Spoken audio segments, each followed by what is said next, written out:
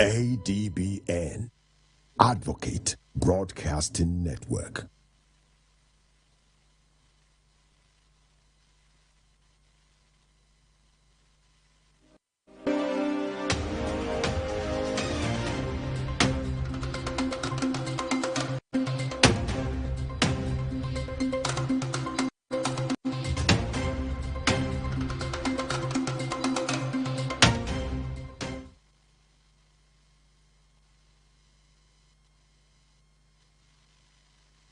Good afternoon and thank you for joining us. My name is Xavier Robert and welcome to Niger Delta Today, where we bring you updates on activities in the Niger Delta region. Well, across Nigeria's oil-producing belt, conversations around revenue, transparency and accountability are never abstract. They seem to be more personal. They determine whether communities see development, whether states receive predictable allocations, and whether trust in institutions grows or erodes. Now, since last week, the Executive Order 9 triggered a national debate. The presidency insists it is a constitutional safeguard that is a tool to ensure that oil and gas revenues flow properly into the Federation account, strengthening fiscal integrity and macroeconomic stability. But civil society voices are asking deeper questions. Is this merely enforcement of existing laws, or does it subtly reshape revenue governance in ways that demand scrutiny? So today we bring that civil society lens into the studio and also get perspectives that are peculiar. And of course, all of these conversations are geared towards being beneficial to how the oil economy and finances are managed. Myself and Stephen O'Day on this one. Stephen, good afternoon. Good afternoon, Xavier. How are you doing? I'm okay. Perfect Tuesday there. Terrific Tuesday. I'm terrific. Yeah, thank you. As usual, we'll start with our story of interest. Yeah. Well, what began as a simple attempt to restore a source of drinking water has ended in unbearable grief for the people of our mini Igbogo community in Abua Odwa local government area of Rivers State. 3 lives, including 2 brothers, bound not only by blood but by purpose, were lost inside an old water well they had hoped to bring back to life. The devastating incident was confirmed by the public relations officer of the Rivers State Police Command, Grace Iringokoko. According to her, the owner of the abandoned well had contracted the 2 brothers to deseal it for renewed use.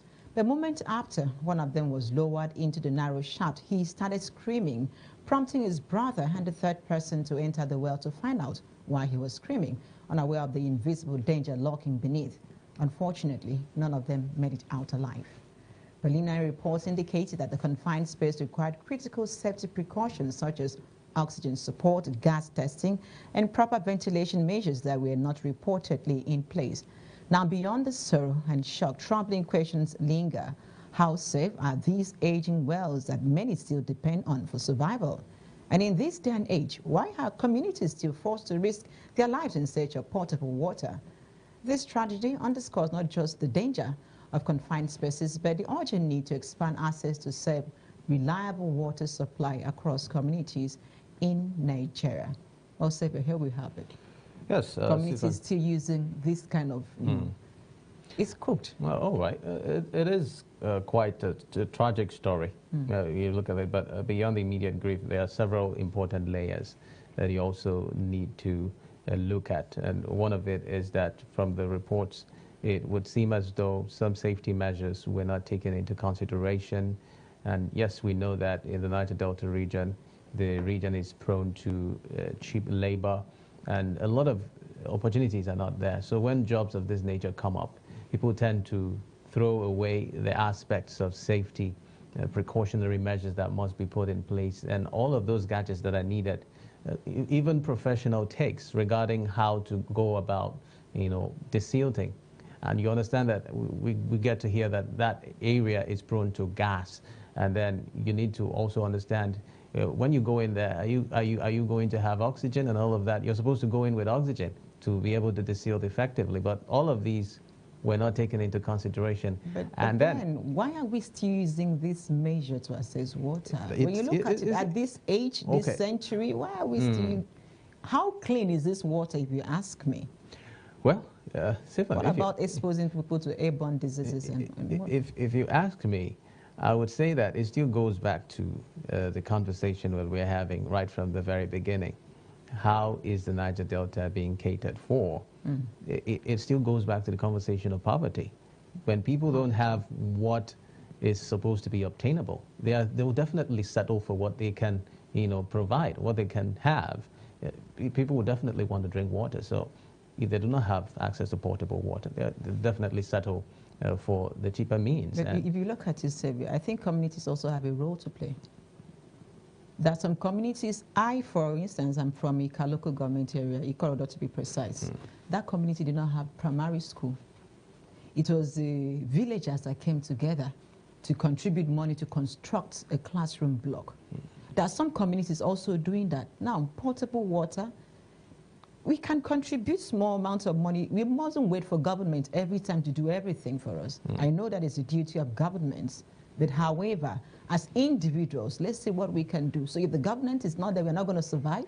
No, I still do not think that governments would be taken off the hook. I still think they have a role to play. And as long as there are communities of this nature who are grappling with basic issues like water, we would always have the government called out to see to it that until these issues are addressed and we no longer have to complain about water, about electricity, about basic amenities like roads, people will still want to call on government to settle these issues. And at that point, you would see that we'll be paying less attention to conversations of poor health, where people do not have basic amenities like primary health care to go to when they are ill.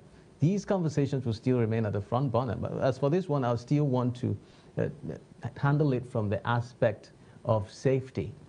Yes, this conversation is not going to end any moment soon.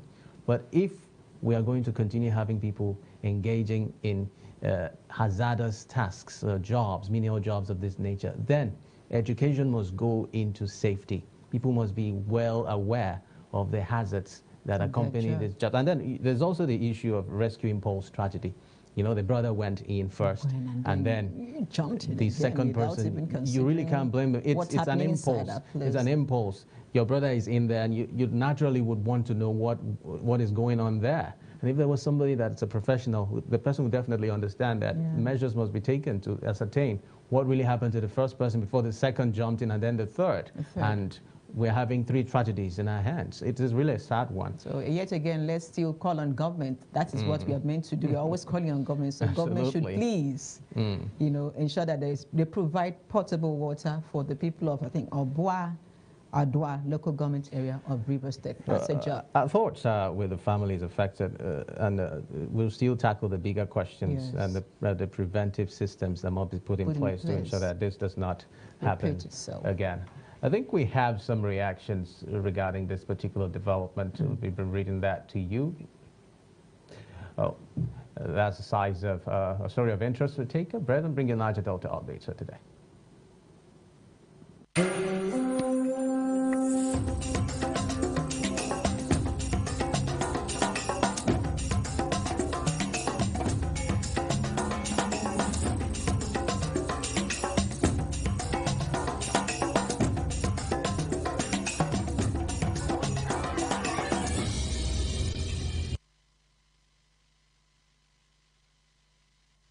First, the Niger Delta updates. The President of the Senate, Godswill Akpabio, has expressed satisfaction with the outcome of the just concluded APC Congress in Akwa Ibom State. Speaking in an interview with ADBN correspondent in Uyo, the Senate President described the exercise as peaceful, transparent, and true reflection of internal unity within the party. He commended the leadership style of Governor Moina, noting that his approach has strengthened unity and positioned the party for greater success. The Senate President added that the APC in Akwa Ibom State is fully prepared and strategically positioned for the 2027 general elections, expressing confidence that the party will continue to gain wider support across the state.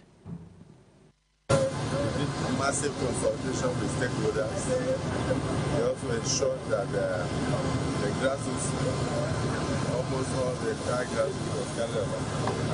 And you can notice the peace, the ambience. There was no single complaint. In fact, maybe the entire committee, including the appeal committees that were set up at different strata by the national headquarters. And they said they are not listening to a single petition. They were not complaining and clapping on television. So I say kudos to the national chairman of the party and also kudos to the governor of Kano State. I think we are really. Well, away from that, the Akwa Ibom State government has directed the State Accountant General to close all state accounts except those approved by the state government.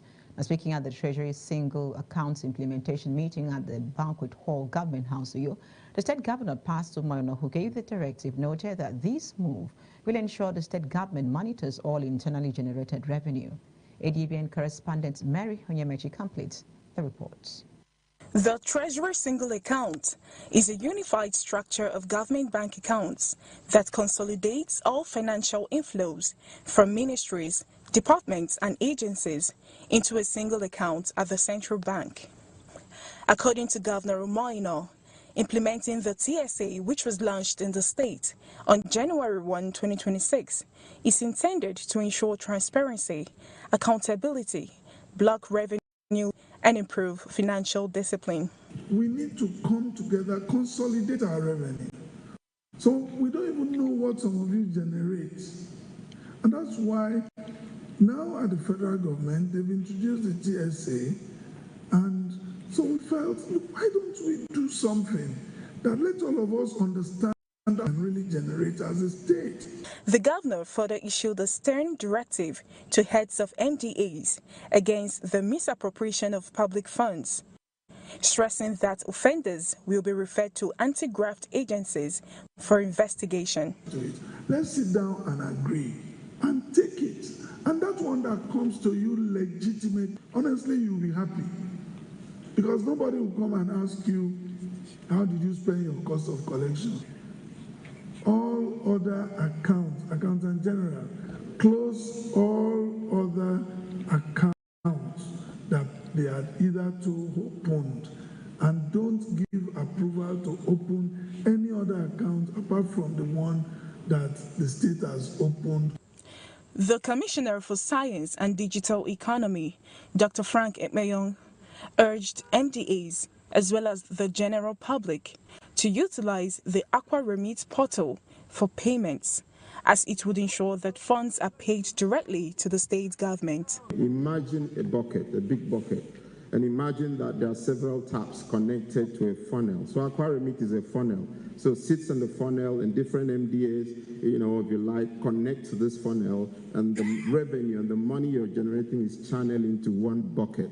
So it means that the state government can have one single view of generation real time.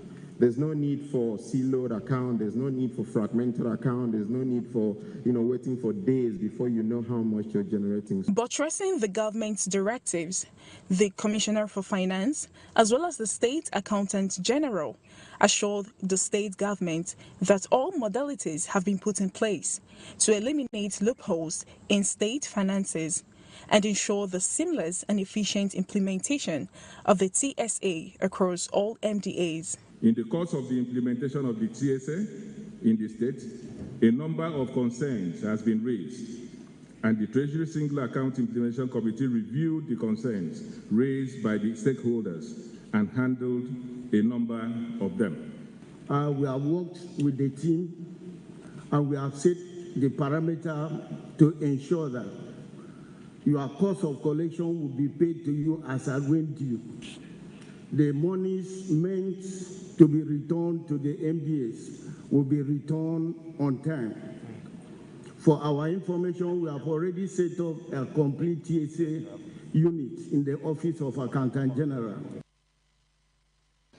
The Akwa Ibom State House of Assembly has urged government and private sector stakeholders to intensify efforts to combat malnutrition and promote food security across the state. The call was made by Chairman of the House Committee on Nutrition and Food Security, Honorable Moses Esian, during an oversight visit to agricultural sites in Urogoso, Abak local government area, where pepper is being cultivated in large quantities. Honorable Esian, who was accompanied by members of the committee, noted that pepper is rich in fiber, calcium, potassium and other natural nutrients beneficial to human health. He also commended the management of the Excellence Community Education Welfare Scheme and other organizations for supporting the state government's agricultural drive for the benefit of citizens. We believe that pepper is one of those principal crops that can help to fight against malnutrition. Because of the content of pepper, it has fiber, calcium, potassium, and it helps for a growing child. Food you can eat without pepper, it is incomplete. And so this is also one of the messages that Pastor Mon have been preaching, that Akwa Ibom people should indulge in agriculture. Before now, before Nigeria become more involved in oil, the state of Nigerian economy was agriculture. And what you are doing is to revive the minds of our people to fall back to agriculture. Agriculture has a lot of financing that can sustain our economy. And what you are doing here today is to demonstrate to the people that the youth, the elders, and the people, other donor agencies, contractors working in Akwa Ibom State, making so much money in Akwa Ibom State, should also delve into provision of greenhouses for agriculture to help to fight against malnutrition and food insecurity in the state. This farm is meant as an institution to help others make better their farms. And so we can produce enough food, and then it becomes cheaper for our people to buy in the market and eat. And so that we can build that Akwa Ibom of our dreams. We congratulate His Excellency, Pastor Moino, PhD. We are completely in tune with his Arise agenda in terms of our agricultural approach. We think it's something that all of us must get involved in. All of us must get involved in. The local government chairman must get involved in this. The House of Assembly members, and I'm really grateful to have the House come here today. We hope many more of our citizens who can afford to invest. So not just investing in petrol stations or in hotels, we need to begin to invest in agriculture. Delta State Governor Sherry Ogborwori has approved the conversion of Mother and Child Hospital, General Hospital Agbo, and Diagnostic Center Awalero into a university teaching hospital. The governor announced this and other far-reaching incentives and policy decisions aimed at strengthening academic excellence at a request made during the maiden convocation ceremony of the University of Delta Agbo. He also disclosed that the best graduating student would receive 5 million naira cash award, while each first-class graduate would be rewarded with 500,000 naira payable immediately. To the university running postgraduate programs, I look forward to the university running international exchange programs. I look forward to a unit ranked one of the best in the state and in the country. I also call on many individuals, corporate bodies, to continue to partner with the government and the university, particularly in supporting the university's ongoing drive in medical education, hostel development, transportation, and teaching hospital arrangements. Together, we can build a citadel of learning that will serve the nation here to upon. Finally, I say, I was pleasantly surprised yesterday when you honored me by naming the Faculty of Management and Social Sciences complex after me. Convocation is a formal occasion on which we present to the society another set of priceless jewels, graduates refined by rigorous training and character formation. For the 2024 and 2025 academic session, we are presenting 1,006 graduates who have been found worthy in character and learning.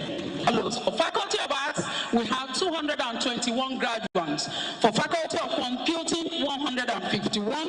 Faculty of Education, 183. Faculty of Environmental Science, 15. Faculty of Management Science, 218. Faculty of Science, 450. And Faculty of Social Science, 368. For your efforts and crown your endeavors with success. Uphold integrity, discipline, and excellence. Be agent of peace, equity, and development in whatever sphere you find yourself. Continue to learn, grow, and reinvent yourself. Remember UNIDEL with gratitude, and remain active members of Alumni Association. When people mix, let them see you in the values of excellence, integrity, service, innovation, and godliness that defines the university. And lastly, on Niger Delta updates, the Cross River State Governor Basio II has announced a 6-month ban on all scrap-related activities across the state and ordered an immediate review of existing laws and policies regulating the sector.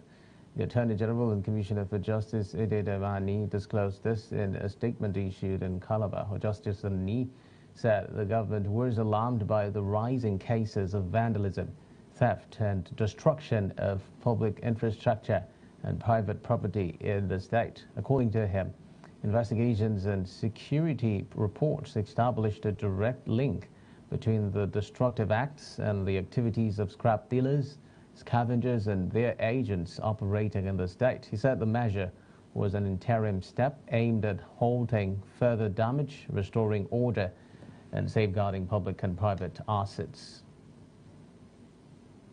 You've been served on Niger Delta updates. We'll take a breather. When we return, turn our sights on the focus of the day. Stay tuned.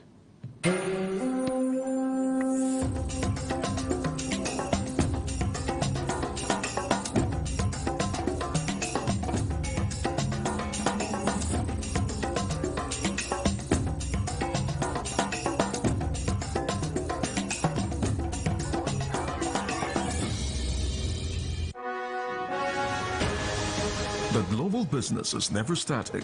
Watch the market report on ADBN TV for business information, latest happening business deals, government economic policies, stock, crude oil and commodity trading, financial upstick and downstick, and the world of organized private sector. The market report showing on ADBN TV 1 to 2 p.m. Monday to Friday. The market report bringing you up to speed in the business world. The overall function of the Parliament is adequate representation of their constituents in state echoes the Federation.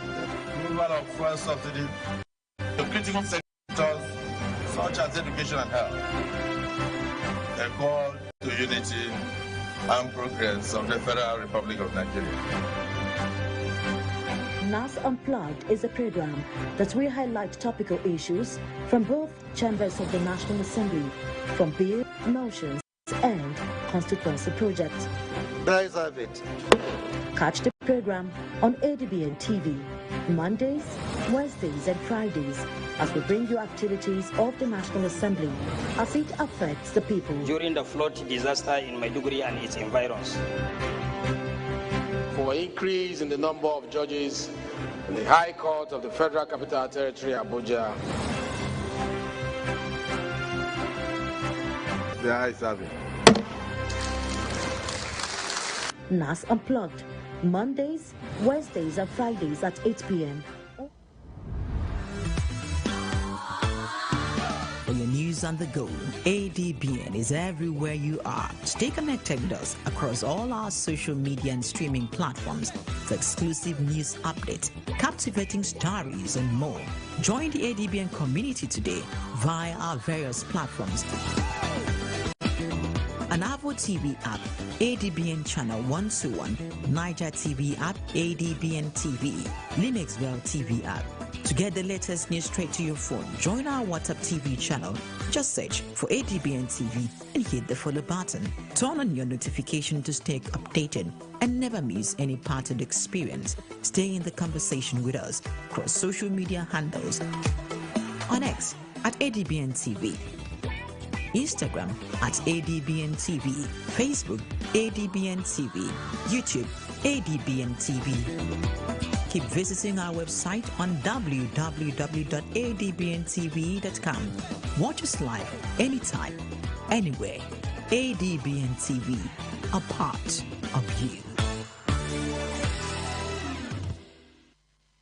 Thanks for staying tuned. We'll delve straight into it. Executive Order 9 has been defended vigorously by presidential aides and the Budget Office as a constitutional instrument anchored in Sections 80 and 162 of the 1999 Constitution, provisions that require all Federation revenues to be paid into recognized government accounts before appropriation or distribution. Supporters argue the order does not create new law, nor does it amend the Petroleum Industry Act. Instead, they say it strengthens transparency, reconciliation, and reporting in petroleum revenue collection, an area historically plagued by leakages, opacity, and disputes. Yet, civil society organizations across Nigeria have increasingly become vocal watchdogs, not only on elections and governance reforms, but also on fiscal accountability within the oil sector, especially this Executive Order 9 that has just been signed by President Bola Tinubu. Well, joining us today is Director of the Center for Human Rights and Accountability Network, CRAN. He has also been a leading voice on transparency and the implementation of host community development trust funds under the Petroleum Industry Act. Atwekon Franklin Isang joins us live. Thank you for joining us, Atwekon. My pleasure. It's been a while. Terrific Tuesday it is. Very terrific. Very terrific Terrific afternoon. Yeah, good afternoon. Good afternoon. You're welcome. Good afternoon. Well, let's start broadly.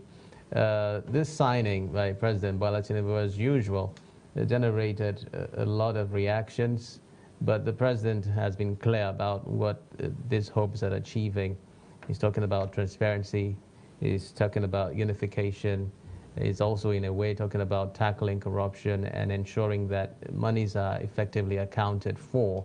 And he also believes that, indeed, it is true that this is backed by what is provided in the Constitution. With all of these developments, one key area stands out, and that is the area of how much of this is going to translate to what is going to be, beneficial to the Nigerian people, because that is what the president hinges it on. He says this decision is so that he is able to put Nigeria first, as has always been his creed. Let's look at it from the very top. Well, I would say that there is nothing wrong with having executive order. We've had it during the days of President Olusegun Obasanjo. We've had it in the days of Muhammadu Buhari. So there is nothing wrong about having executive order. It is a sub-legislation to, to augment or complement an existing legislation or act of the parliament. Now, it's not supposed to, when you have the order, it's not supposed to alter or repeal an existing act of the parliament. It is a sub-legislation, right? If you follow through the principle of power separation, according to what we studied, you will understand that power separation entails that the executive cannot make laws. The legislature make laws, the judiciary interpret the laws, the executive will execute laws. Now, they can only make sub-legislation, but not to override an existing law that has been made by the National Assembly in the case of the federal government. Now, our Constitution is the supreme law of the land.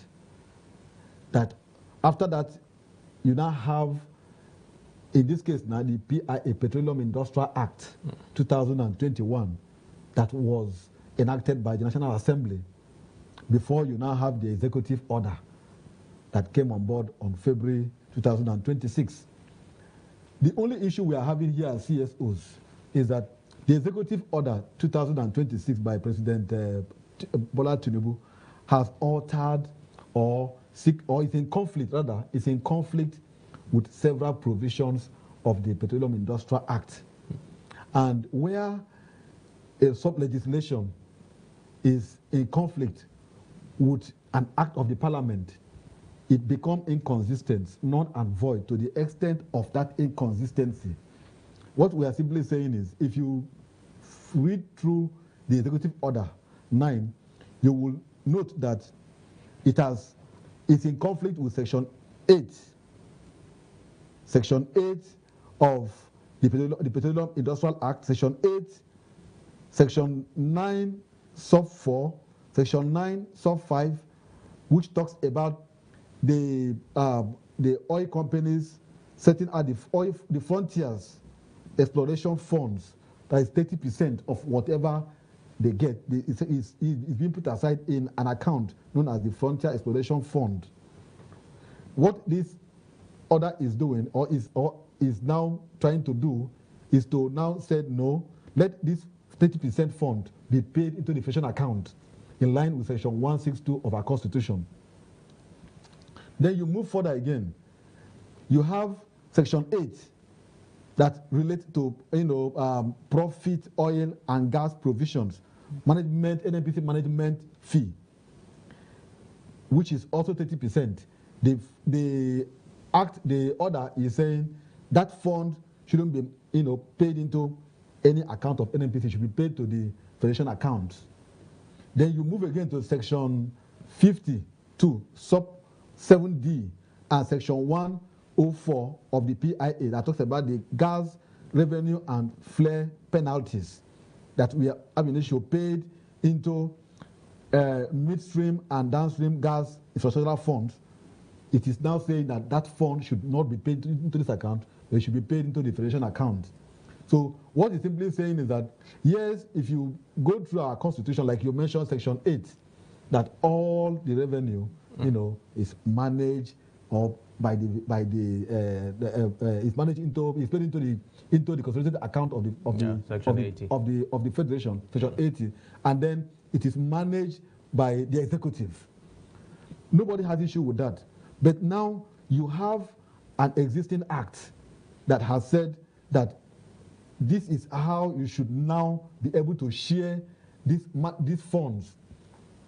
Section 162 sub 4 or 5 up to 6 talked about that the National Assembly will now make a law or an act on how the funds will now be shared, funds that are into the federation account, how it will now be shared. State, local government, federal government, and local government.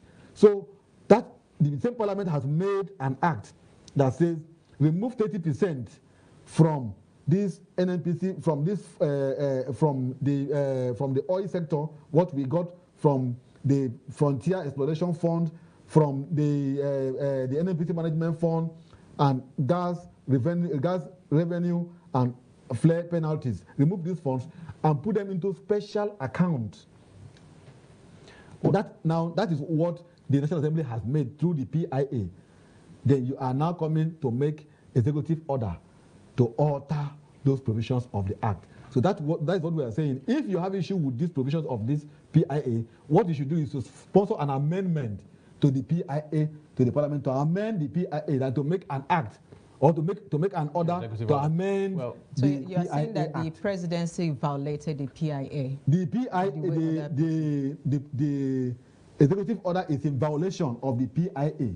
Okay, it's in violation of the PIA. That's the point. But this morning, the presidency also defended themselves. They said that the PIA is a legislation and that the presidency is backed by the Constitution, which overpowers, which overrides the PIA, that the PIA is only a legislation. What's your take on that? That is what I tried to explain in my opening remarks, that you have Nigerian Constitution, 1999. Mm-hmm. You have the Petroleum Industrial Act, which is an act of the Parliament. Mm-hmm. The lawmaking body made that act. You now have the Executive Order 9, which is now being made by Mr. President. Don't forget that the presidency ought to make law. The Parliament ought to make laws. The judiciary ought to interpret laws. The executive execute. So what the president has done now is to make law, and the law he's making is in conflict with the law made by the National Assembly, which is the PIA. So we are saying that instead of the president to make a law or an act that or any other that will run in conflict with an act of the National Assembly, act of the Parliament, sponsor a fresh amendment to the act. Because the presidency is saying that the essence of this is to ensure that you comply with Section 80 of our Constitution, which is very clear. We quite agree with him. Section 80 and Section 162 is clear on how the federation funds is managed.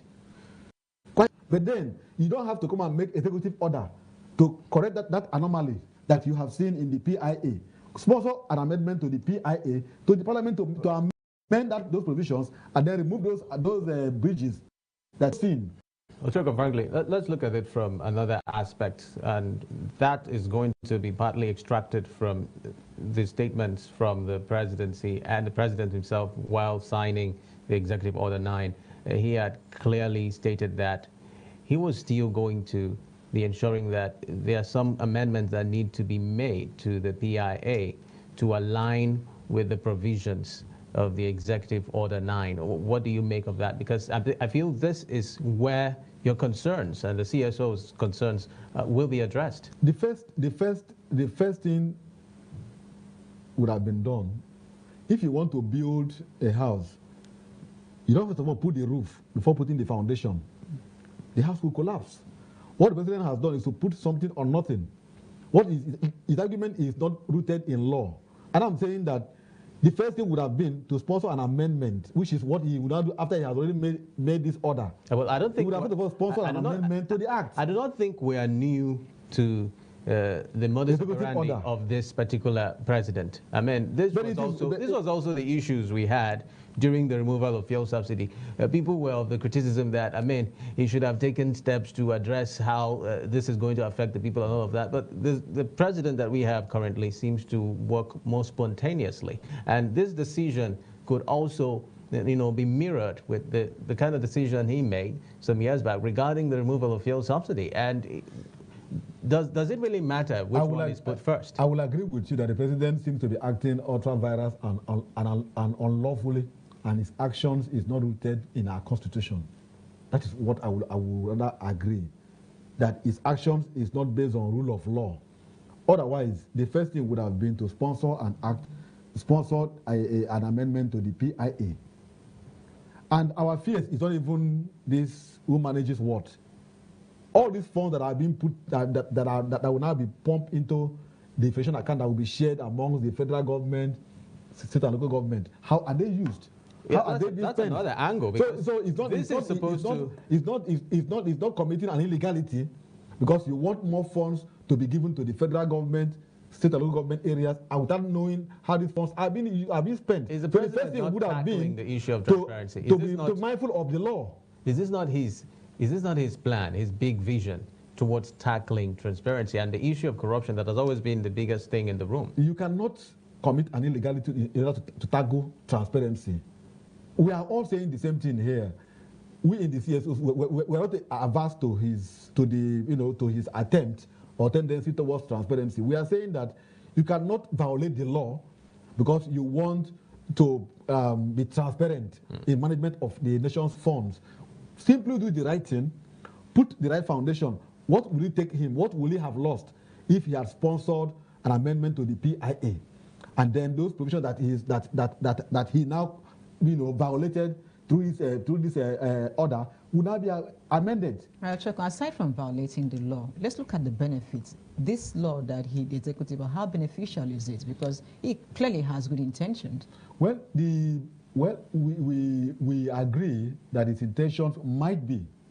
I use my word guidedly because since the first subsidy removal, we've seen much money being shared among the federal government, state and local government areas. Yet you don't see much in terms of development, states and local government. So I use my word guidedly. Yes, he might have good intentions in mopping funds, right, and checking transparency and all of those and be accountable. But then you don't have to violate the Constitution, which is our grand norm, which is the supreme law, in order for you to be seen to be transparent. Look at it. The PIA. Let's discuss the PIA now. The PIA established in section 240 of the PIA 2021 established 3% from the oil companies operating in the areas, in any oil producing areas, to be put into a trust fund for the development of the host communities. Right? How many of these host communities are benefiting from that 3%? So the president, making these orders should also be able to ask, how are the PIA function? We have NDDC that is also made by an act of the parliament, that is also be a body to take care of the oil communities, right? How has the NDDC be able to function? How are they function? Where are the development that they have attracted to the areas that are concerned? You also have NNPC. All these are oil, companies, right, that are supposed to be owned by the government. How are the NNPC being run? Where is the annual account of the NNPC? Have you seen how transparent is NNPC? So that is why we agree with him that he can manage, mop up the funds, be transparent, but don't violate our constitution in order to be transparent. Well, when we look at it broadly, and the issue of accountability, which of course is your purview, I'd like you to look at it from this aspect now. The executive order by the president, and it's already here. It has happened. The order has been given, and it's already in force. So we are now going to be looking at how to ensure that it indeed achieves the goals that have been set out for it. Yes, of course, we know that the president has said he's going to address some issues in the PIA, which, of course, we do not know which aspects would be captured. It could be the areas that you have spoken about, but we do not know at this time. But now, looking at the mechanisms that you feel the issues of real transparency can be achieved through this Executive Order 9, what do you think are some of those steps that can be put in place so that at the end of the day, we do not have these funds mopped up, as you have rightly put it, and that we still have issues of these funds being mismanaged, and even worse than it were when they had separate accounts for them. The presidency has put up a committee, right, to look up, to manage this and see how this works out. Even when we are against the fact that he has violated our constitution and the PIA, we hope that at the end of the day, the right thing will be done. It is wrong that we are talking about going to sponsor an amendment to an act of the parliament after you have violated the act. It is very wrong. It is unlawful. I expect that the National Assembly should be able, to call the president to order, because when an act of parliament is violated by the president, their duty is to offer checks and balances. They should challenge the president's action that it is wrong. Send the bill to us. Let us first of all amend before you now begin to implement this.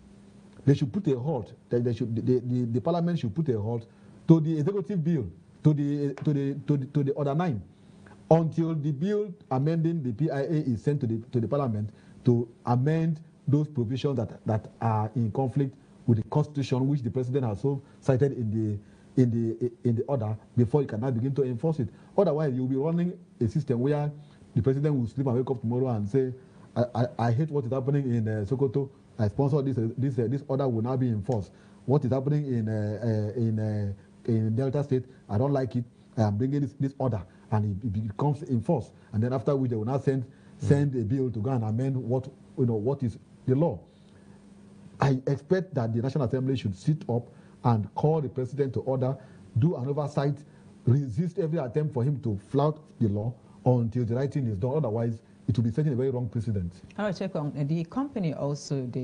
While they're trying to, address the issue of this, what the presidency is saying that this decision is going to affect their statutory obligation, the ability to perform their statutory obligation. Do you think it will affect? That is why they are just giving reasons, because most times some people are saying that they're just trying to ensure that it doesn't work, so that they continue with that system. It doesn't work.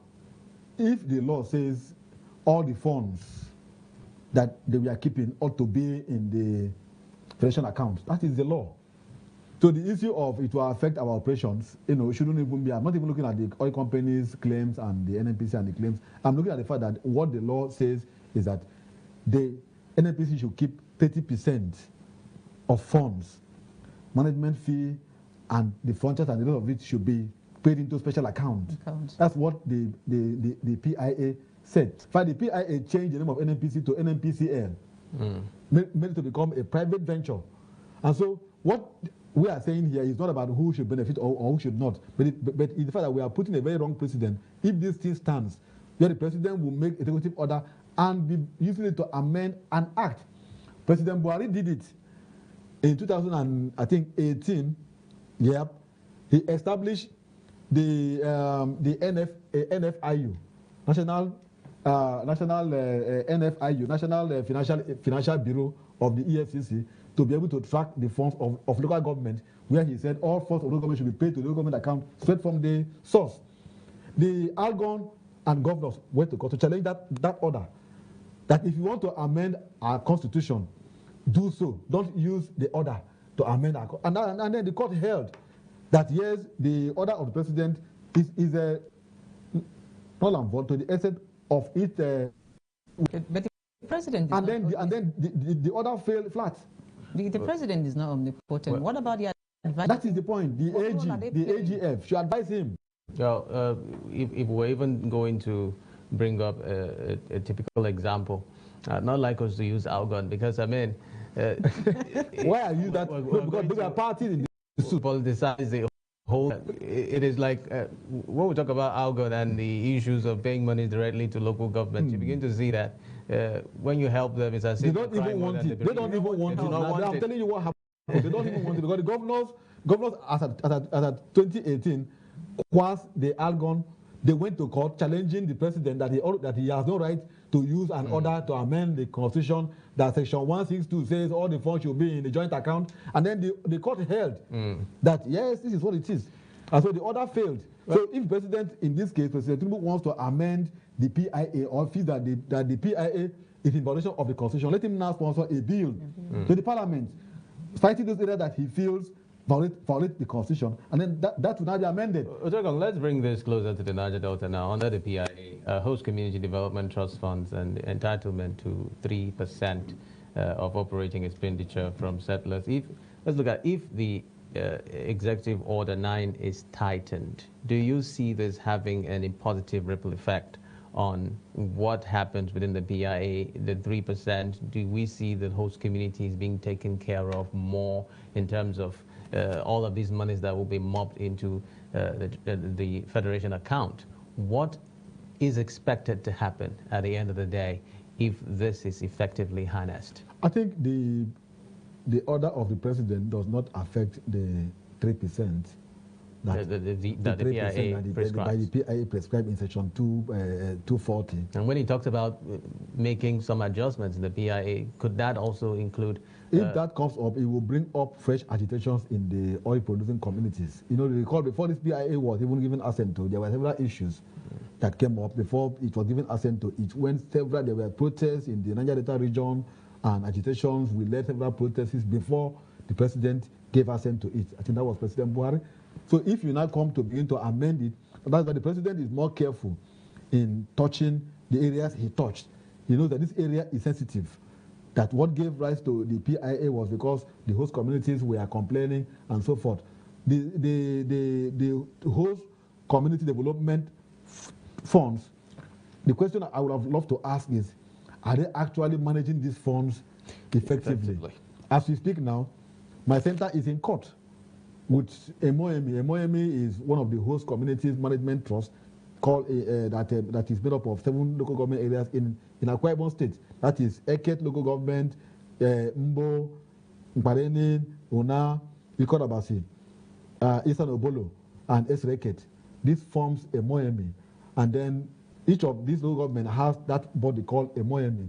And the people of Eket local government areas came to protest to our center that they have not actually benefited so much from a Moemi, and that their questions should be asked where, are their projects that they have done with this 3%.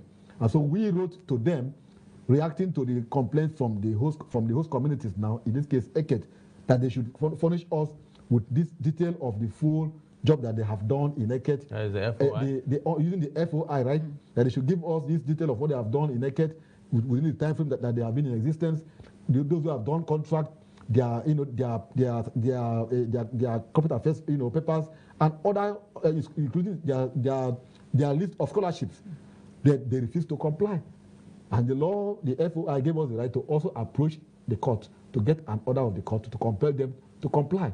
So we are in court with MOME. And I believe that several other communities too have several issues that they don't know how to go about to hold this host community development trust to give account of what they are doing with the funds of the people. Now, the protesters allege that over 7.6 billion was received between 2021 and 2025 without commensurate.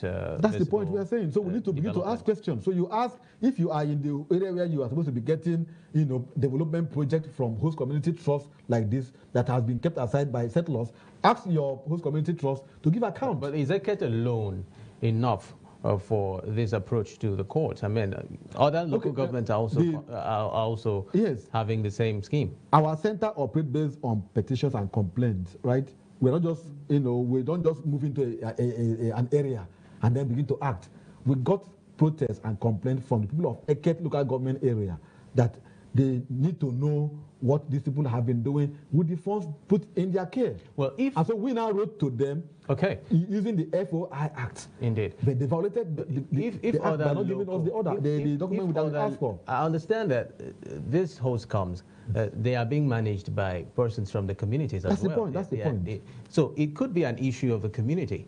What if the response you're seeking is with the persons managing the funds that have been entrusted to them? The FOI, when you are making a request to an institution of government to furnish you with information, you must state what you want, and the person must be in position of those documents that you need. And in this case, what we are asking them is within their powers, what they can provide. It's like the issues in the Niger Delta when it comes to agitation, they're getting more complicated. We have issues with the state governments, remitting, and then we now get to the communities. There's also a problem. What's the way forward with all this, The way forward is having people who are sincere, managing, being in places of authority, from the top to the bottom. Everybody has a role to play. Look at the amount you've mentioned that has been given to the host community trust across the country. That where you have the oil producing communities, and yet you will not see much development commensurate with such amount of money. And then we are putting eyes on local government chairmen. We are holding the governor accountable and the president. Nobody is looking at this, trust to know what funds is available and what they are doing with the funds. They ought to give scholarships to the people of that area. They ought to do projects.